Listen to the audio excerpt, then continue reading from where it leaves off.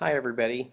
I wanted to give you a little bit of guidance on using Google Docs today because some people have had some questions about this. If you haven't used it, you'll find that it's alarmingly simple compared to Microsoft Word, but it does have some differences in terms of how you organize and store documents. So to start with, to access Google Docs, you want to make sure that you are on your Fresno State Gmail page. So I have mine started up here, and you can tell that it is that because it says Fresno State up in the corner here. And as you can see, it's got emails here and the regular email menu listed over here. Now what I want to show you up at the top here are the different other Google applications that you can use. By now you should be familiar with this one, which has the plus sign on it. That's the Google Plus community. Our Fresno State Google Plus MAT community will be located there. You just click on that and it'll give you a drop-down box and you can find that community. Google Images is a picture storage and organizing application. But the one we're really interested in says Drive. Drive. So click on that.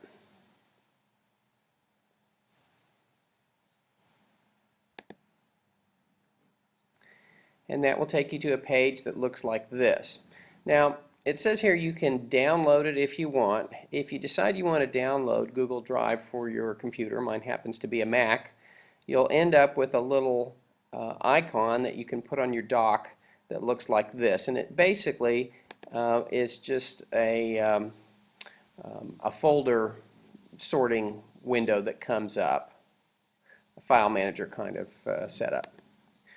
But for now, all we're interested really in doing is creating a document. So click over here where it says Create. We want to create a document. And it takes you to a window that, if you've done any word processing at all, should look pretty familiar. It doesn't give the document a title yet, but for now, remember what we're interested in is looking at our education life history teaching metaphor. So I'm going to call this Fred Nelson ELH. Okay? And then I would type whatever it is I wanted to type in here.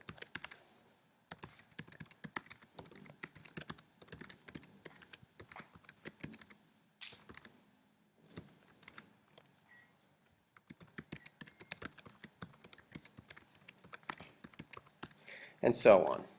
And of course it has all of the typical word processing features up here. The menus up here, file, page setup, print, so on. Make a copy, open a new file, all this kind of stuff. You can also download this if you are for some reason unused to, cannot use this. You can download it and save it as a Word document. I don't recommend doing that. Edit functions, viewing functions, insert, format, and so on, as well as these buttons on your toolbar here for bolding, centering, and so on. All right, so all of the writing that you're going to be doing in this class is, in terms of formatting, is going to be fairly simple. You don't need a whole lot of fancy word features, draw tools, and so on. So everything you can do, you should be able to do with the text features of Google Docs. Okay, so I'm done with this, and you noticed that there's no save button anywhere, and that's because these documents save in real time, so you don't have to remember to save, it does it for you. But what makes this valuable is what you can do is you can share this with other people. So if you go up in the top right hand corner, there's a button that says Shares, and I hover over that, it says currently this document is private only to me, and what I want to do is I want to be able to share that with people. So I clicked on Share and it opens up this window and it says Sharing Settings. Who has access? Well, what I want to do is I want to make sure that I share this with my instructor. So where it says private, only the people listed below can access, I'm going to click Change, and I'm going to click anyone with the link, And then down here, the kind of access I'm going to give them is they can comment on this. Now you can see there's different things you can have them do. You can have them edit it if you want, just view it, or comment on it.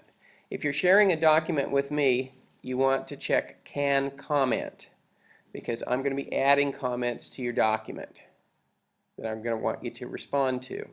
If you are collaborating with a group of people, you're going to want to click Can Edit. Alright, so I click Can Comment, I click Save, and then all I need to do, instead of uploading and emailing a file, I'm just going to copy this link. So on a Mac, to copy something, it's Command V, and now I'm done. I can also do it this way. I can double click or right click on that and select copy. Now I'm done, and I can get out of this. So I'm going to go now to Blackboard, and I'm going to go to my group discussion board.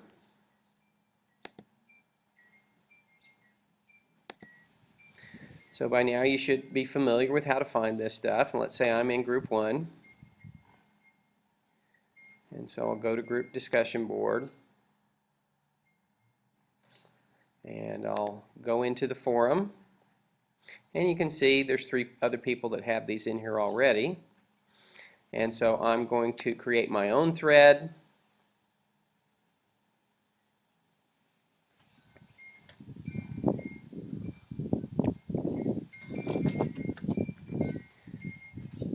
And I'm going to put Fred Nelson ELH, and then down in here where it says message, I'm just going to go edit, paste, and you can see there's my link. And then I would go down here. I don't need to bother with attachments because that's not how Google Docs works. And then I would click submit. Now, I'm not going to do that because this document is not meaningful. So I'm going to just go click cancel. But now one other thing is, as a teacher, what I will be doing is making comments on your documents from time to time. And you can see that this person has basically copied and pasted their entire ELH within the box there. That's certainly okay.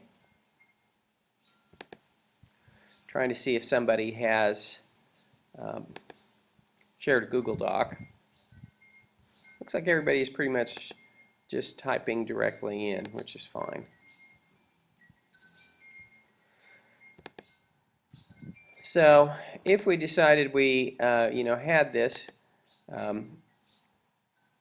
one of the things that makes Google Docs easy, particularly for me to work with, is that I can just insert comments here.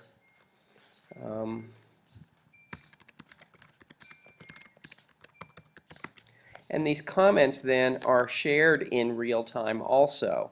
So I don't have to download your document, insert comments, save it, do a save as and give it a new name, upload it again. It saves a lot of steps, and anybody who is on the share list will see all of these things come up in real time too. So that's a little bit on Google Docs. I don't want to take too much more time with it, but if you go back then to your Google Drive, you can see there's that document and it says it's shared with somebody. Okay. I hope this works for you. Continue to post your questions on the discussion board, and we'll see what you get done. Thanks.